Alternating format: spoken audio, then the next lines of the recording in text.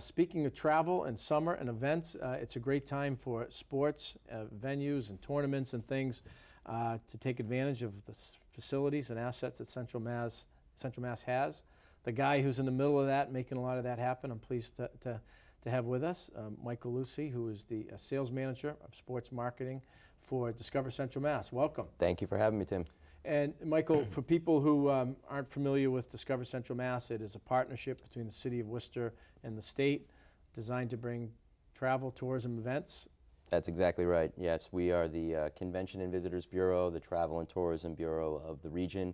We represent Worcester as well as the surrounding 35 towns. And your piece is sports marketing. Yeah, and my background is sports in general, so it was kind of a good fit for me. I've spent most of my life involved with the sport of rowing, and now it's sort of a changing landscape, kind of learning all these new sports and using them to help with that strategic growth in the region. Well, we couldn't have perhaps one of the best assets in the country with Lake Quinsigamond in rowing. That's absolutely right, and I kind of took it for granted when I was younger, not knowing how popular, how useful that lake is for rowing events. And currently we're right in the middle of the rowing regatta season. We have 2 more, and these events bring in anywhere from 2,000 to over 5,000 people every weekend. So it's been very busy down at the lake, and they're certainly making a pretty big economic impact in the region as well. And just a few minutes ago, we had Neil Rogers on from our restaurant scene. So there's a direct correlation. Those visitors who come from across the country, some places across the globe, to come to compete and to row, to watch family members.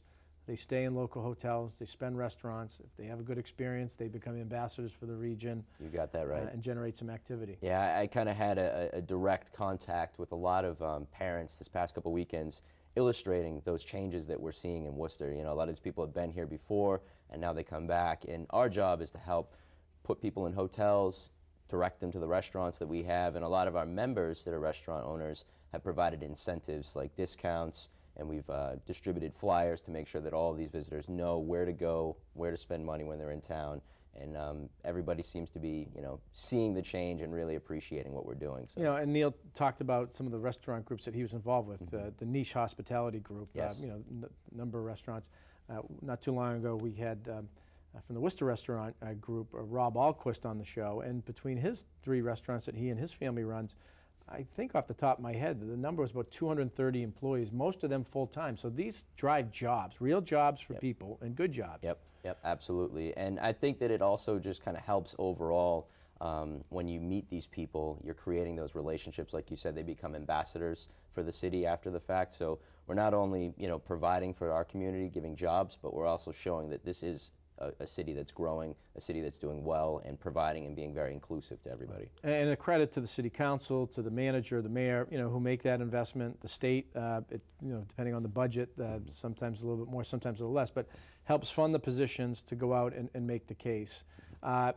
Beyond rowing, lots of other tournaments. Oh yeah. Softball, baseball. We got a lot you going name on. It, right? I mean, we try to market what the city actually has a good history in, which is obviously baseball, softball, rowing, and a new niche sport is sort of disc golf. Right. We have a professional tour that comes through every year. It's a top 3 course in the country, right up in Leicester at Maple Hill. Part of what we do is retaining these annual events that come back here every year. Like Lake Quinsigamond's not going anywhere. Hanover Insurance Park's not going anywhere. So we try to build off of these events, make them a little bit bigger, and create new ones as well. One of those that we've been working on is called Downtown Disc Golf, and it's going to be at the DCU Center, which is great. It showcases our convention and arena center, and it's the start of the actual tour for the Professional Disc Golf Championship this fall. And a lot of the AAU tournaments and things which have exploded. And then we're going to have a couple new rinks to market, Cliff Rucker and the Worcester Ice Center. That's as right. Well. We got the Worcester Bravehearts and the Worcester Railers are kind of paving the way here for professional sports in Worcester. And I think that they're going to be around a little bit longer than maybe some of the other teams we've had here. And the Worcester Ice Center, I've been plugging to multiple sports events planners. Recently, I was at the National Association of Sports Commissions out in California. And I can't tell you how many different groups want to come here, want to see this, want to be a part of it. And fortunately, they just became members of our organization as well, so they want us to go out there and find people. So the Worcester Ice Rink, Cliff Rucker, Scott Reese, making an $18 million investment, not only introducing hockey, figure skating, kids access for our local schools and programs, but also a tool to bring people from across the region, across the country to Worcester for tournaments and events. And we can't let the cat out of the bag, but we're cautiously optimistic about the Worcester Bravehearts and a partnership that they're facilitating with the future Collegiate Baseball League, Yes. which will bring some international visitors to Worcester, right? Yes, yes. This summer we have a scheduled event. Team USA is playing against Team Japan, but to kind of fuel from that momentum, we're trying to bring the World Cup of Baseball in 2019 to the city of Worcester. So it's been exciting trying to go after and attract some major international events, like you said, to really showcase that we are an international city and we are inclusive. And not only do these big events make a serious economic impact, like over $1 million just for being there for a week, but they demonstrate that we can actually grow as a community. And as well as I do, you're a sports fan, sports is probably the easiest way to strategically grow your city. And we have people coming to games, we have people showing that, their support. It's really exciting time in Worcester. Yeah, just a couple of years ago, the Chamber working with John Creedon and the Bravehearts and the league, were able to bring Team Taiwan to the region, and Worcester State University was a great host. Just real quick, because we have a minute or two left, but just economic impact. There's some numbers like, if average visitor spends what does that mean for the economy? I don't know if you can pull anything out of your head there. Let's just talk about rowing since we've been talking about that.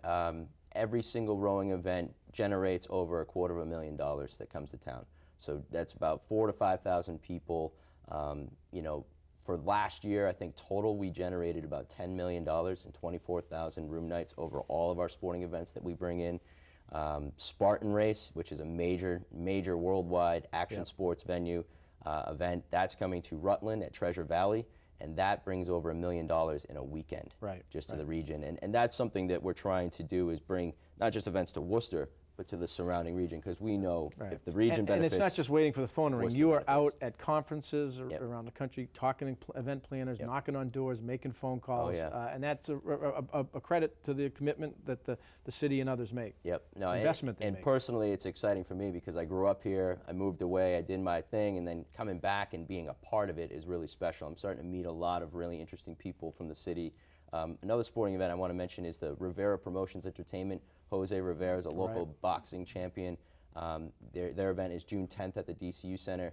I got to go to a press conference with him recently, and he really showed me that this is more than just starting a company and helping out others. A lot of people in this town don't have that support system, and he's coming back and showing that he's done it and he's helping out. World champion. One of his first two events went over at the Palladium he did. Now he's growing. He's a dream maker now, so it's a cool thing to see. And boxing's got a great tradition in the city as well. Oh, yeah. Well, Michael Lucey, thanks for being with us. And if people out there are in leagues and tournaments and they want to get information and want to bring things here, they can reach you at? You can call me anytime at Discover Central Mass, 508-753-1550. Good stuff.